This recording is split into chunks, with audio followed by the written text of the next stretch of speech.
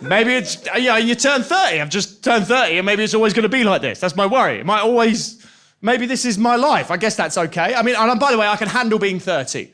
I can handle it. A lot of people can't handle it. A lot of my friends are turning 30 and they're saying things like, oh, I can't be 30. I don't feel like a grown-up. Well, that's not how life works. Just because you don't feel like something doesn't mean you're not something. I don't feel like a tax avoider. It doesn't change.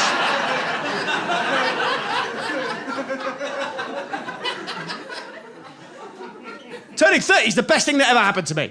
It's the best thing that ever happened to me, turning 30. I know who I am. I know what I am, I know who I am. I used to think I was a genius. Yeah. When I was 20, I'd wake up every day and I'd think, I'm going to write a great novel. Now I wake up and I think, I'm going to write a good complaint email. I'm going to let Chicken Cottage know what's what. I used to believe in loads of things in my 20s. I don't believe in anything anymore.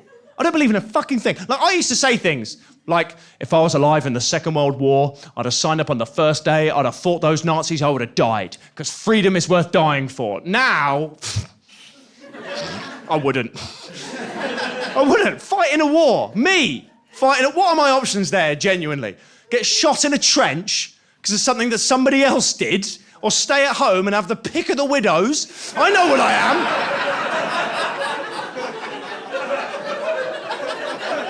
I know what I am. I'm a coward. I'm a coward.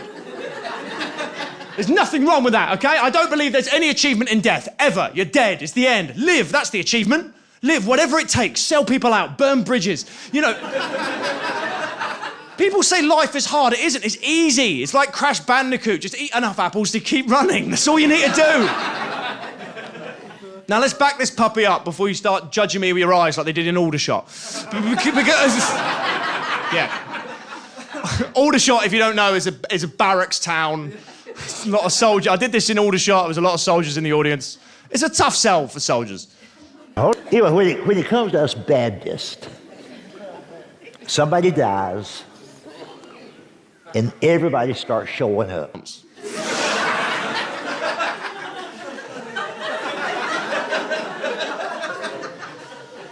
He came up to me, he goes, I didn't know what you were saying about the war, man. I said, look, it's not about the war, it's about me losing my beliefs, I hope that makes sense. He goes, what, you got a problem with the army? I said, no, I have immense respect for the armed forces, okay? I've got family who are in the armed forces and I respect them because of it. Every word of that sentence is a lie. But I had to say it. He was massive, I had to say it. You have to lie. So then he said, what? You'd be happy if the Nazis won the war? I said, no, of course I wouldn't. He goes, what? You'd be happy speaking German now? I hate that. I've never understood that logic. You'd be happy speaking German now? Like, that was what it was all about. I said, well, to be honest, I've always regretted not learning a second language. It's complicated. You have to, I don't know. I'm a coward. What can I say? I don't think that's a problem either. I just don't think it's a problem. I think there's a lot more cowards than get let on. And I don't feel our view is ever put across in the mainstream media. About anything. Like, for example, you know whenever there's a big, terrorist organization comes through, like Al-Qaeda or ISIS are the big one at the moment, ISIS, there's always this debate. There's always debate about how to deal with them. What do we do? We can't negotiate with these people. How could we? We can't bomb them. We'll create more of them. No one ever says what I think we should do. Why don't we ever just give them what they want?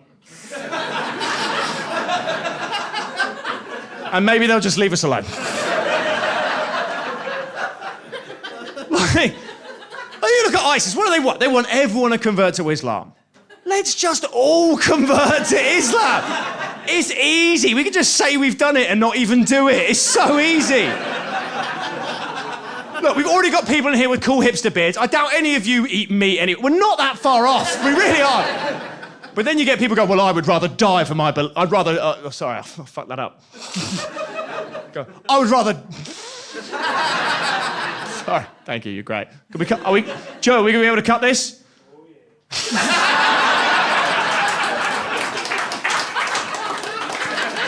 Yeah. I was able to hire the Fonz to do the sound, I don't know.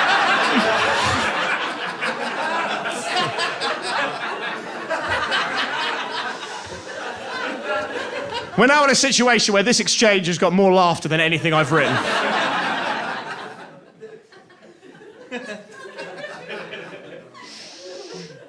Talk about being a convert to Islam. You get people, there's probably people in this room who are thinking the same thing. Oh, well, I would rather die than give up my beliefs. What, you'd rather be dead than Muslim? That's fucking racist as shit.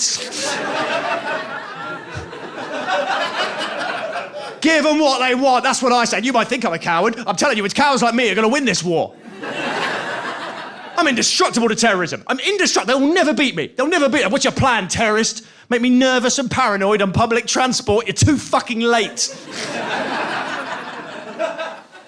I used to get the 49 home on a night out. I don't need a bomb to be scared on a bus, okay? Be a pretty girl and ask me what the time is. That's all I need. I get a nosebleed minimum.